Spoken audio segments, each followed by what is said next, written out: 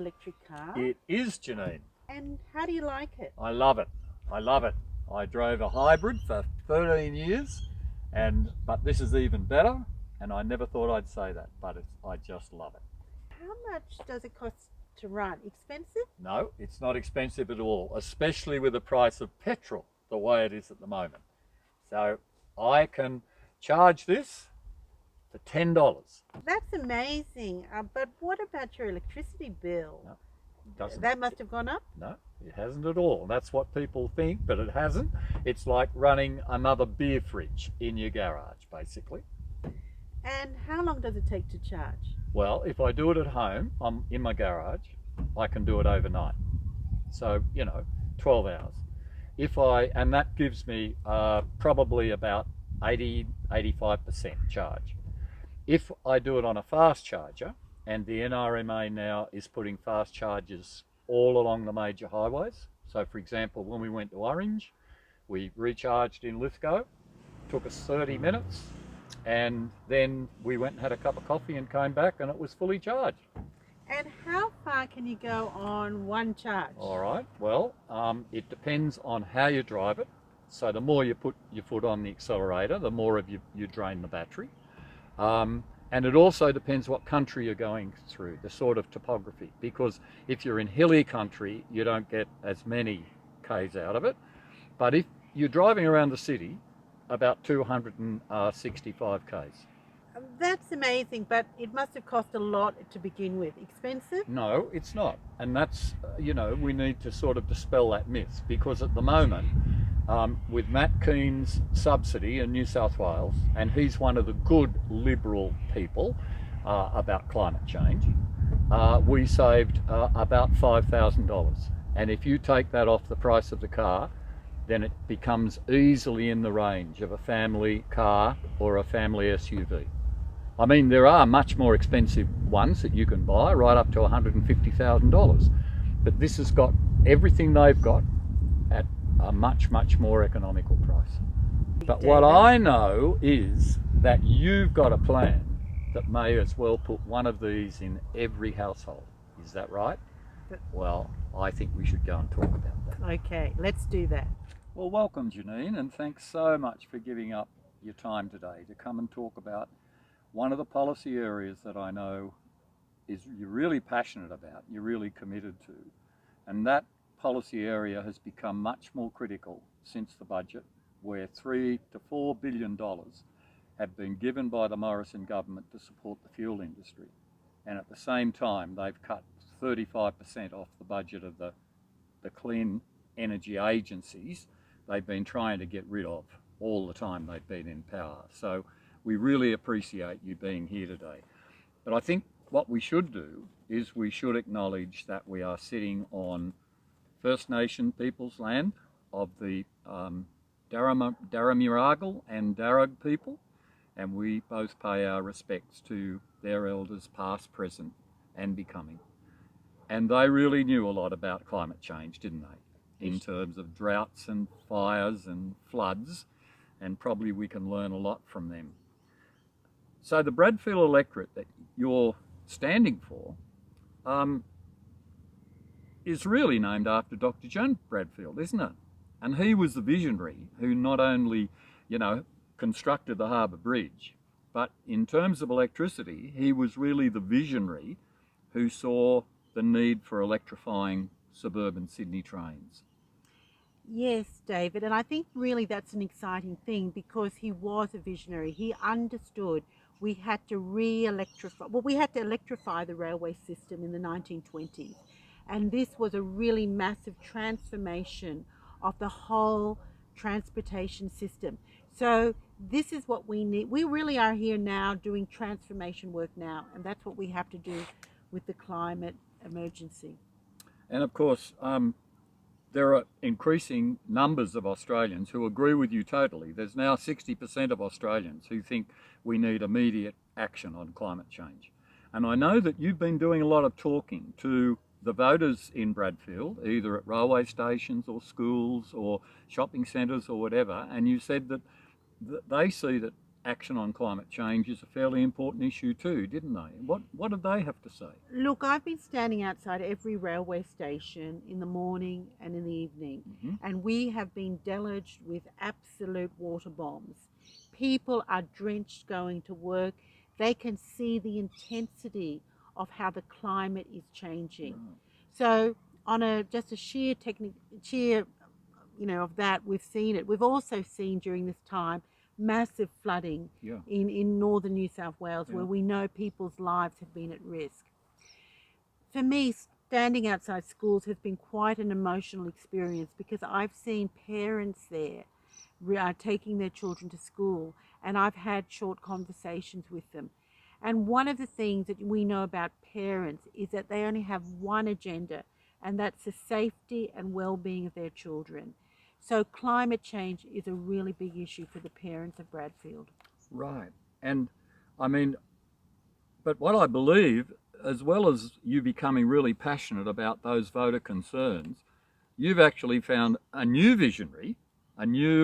visionary electricity engineer, and this plan that he's developed with you to really cut emissions of all the people in Bradfield over 10 years. So why don't tell us a bit about that plan?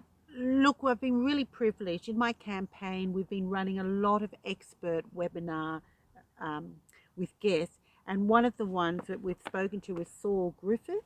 And Saul Griffith has really come up with a fantastic plan of how to renew and rewire electorates. So it's this visionary, and of course Saul was a advisor to Joe Biden on climate. He's returned to Australia, and he has really been sharing his incredible knowledge about saying this is doable.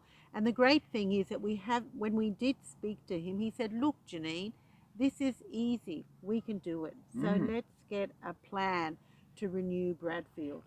Okay, well, let's hear some details about the plan. Well, look, it's going to be a staged plan, but we've got to start very soon, because basically we're running out of time. We hope it will be a 10-year plan beginning in 2023. It centres on community generation of power rather than massive corporate-owned coal and gas-fired power stations. Very simply, the plan includes strategies for any household who decides to participate in the project.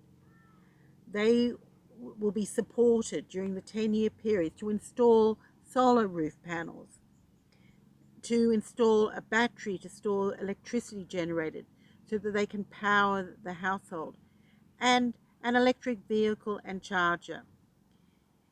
Any excess energy generated and not used in the household would be fed into a community battery storage to be used for community electricity needs, like street and park lighting.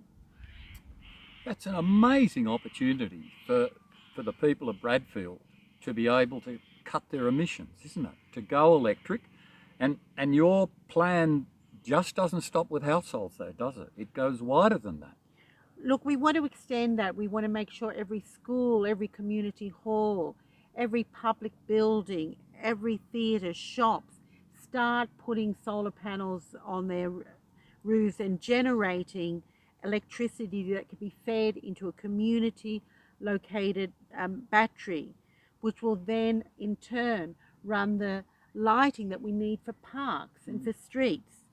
And of course, with apartments, we can find negotiated ways where residents can get their energy from solar power from community batteries. Right, because there'll be a lot more than one community battery. There'll be a whole number of community batteries, won't there? That's right. Okay. So the plan is centered around doing exactly that, building energy infrastructure that is owned and operated by local communities. And of course, it's going to involve the local council. It's going to involve Willoughby Council, Ku-ring-gai Council, Hornsby Council. They're doing amazing initiatives at the moment. But what we want to do is we want to coordinate it now, as particularly with the New South Wales government, as you said, with Matt Keane, who's really leading the way. Yeah. So, and of course, this is going to be the creation of jobs and employment within the community. And it opens up opportunities for resident investment, ownership, green bonds. We can finance this. And after all, Bradfield is one of the wealthiest, most entrepreneurial and educated electorates in the nation. So we should be able to do it. That's an amazing vision that you've got. And I know that John Bradfield would be really proud of what you're trying to do. And of course, as you said, this is really a pilot project, isn't it? I mean, we've already, we know that Saul is involved in projects not only in Austinmere, where he lives, but in fact, in every state of Australia, he's engaged in some way with developing pilot projects that actually show that we can do this right now with the technologies we've got right now, not waiting for carbon capture or some other technologies that haven't been discovered yet. And so it's a really important pilot for us in Bradfield. Yes, and if we can renew Bradfield, we can really show leadership to the whole nation. I've got on my flyer, which I put out to 40,000 people in the electorate, we've got now a website where people can go on and go directly to it and tell us their interest by signing on, renewbradfield.energy. So what we've got to do at the first stage is to find the experts, the people who are passionate about doing this, because once we garner their energy, we'll be really powering the whole project along. Yes, that's right. We need the community behind us to support us, and we also need people who have got the expertise to do that as well. And you've got the URL, I notice, on your flyer so that people can actually just click on that on their phone and register very, very easily if they're at all interested. But this isn't only a plan for households, is it? It's a plan actually for the whole community to become involved in this project. It certainly is, David, and we can do community economic renewal. We can put solar panels everywhere. We can put it on the schools, the public buildings, and the commercial buildings. We can build community battery storage and renewable energy that is community owned and managed infrastructure. And look, it's going to bring jobs and training into this electorate, which is really important. And the website is really exciting to visit, renewbradfield.energy. Thanks so much, because what you're planning is truly an amazing sort of vision. And the thing is that while it's way outside the way in which we normally think, we're not waiting for new technologies to do it, but we've actually got the technologies right now. So while it's a new way of thinking, it's actually using what we can do right now to be able to achieve it. And I just want to thank you so much for coming here today and talking to us about that.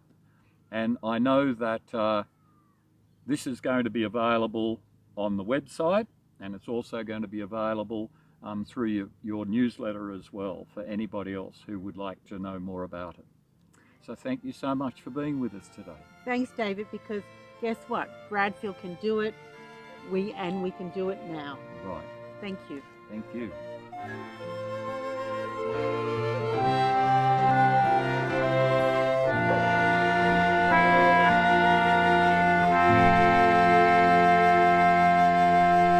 Authorised by Janine Kitson, Suite 1A, Level 2, 802 Pacific Highway, New South Wales, Gordon 2072.